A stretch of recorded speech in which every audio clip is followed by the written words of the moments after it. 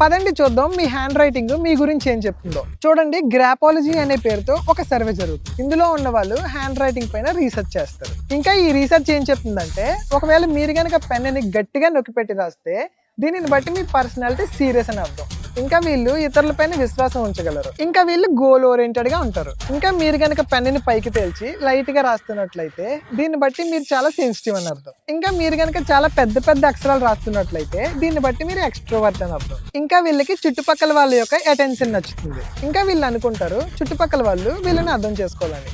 ఇంకా మీరు గనక ఇలా చిన్న చిన్న అక్షరాలు రాస్తున్నట్లయితే మీరు ఇంట్రోవర్ట్ అని, ఇంకా మీరు షై అని అర్థం. ఒకవేళ మీరు గనక వర్డ్కి మధ్యన గ్యాప్ ఎక్కువ పెడితే మీకు ఏకాంతంగా ఉండడం నచ్చుతుంది అని అర్థం. ఇంకా గ్యాప్ తక్కువగా కనుకుంటే వీరు సింగిల్ గా ఉండలేరు అని అర్థం. వీళ్ళకి చుట్టుపక్కల ఎవరో ఒకరు ఉండాలి. ఇంకా ఒకవేళ మీరు గనక వర్డ్స్ ని రైట్ సైడ్ క్రాస్ గా రాస్తే వీరు కొంచెం ఎక్కువ ఎమోషనల్ అని అర్థం. ఇంకా మీరు గనక వర్డ్స్ ని ఇలా స్ట్రైట్ గా ఉంచి రాస్తే వీళ్ళు చాలా ప్రాక్టికల్, వీళ్ళు చాలా లాజికల్ గా ఆలోచిస్తారని అర్థం.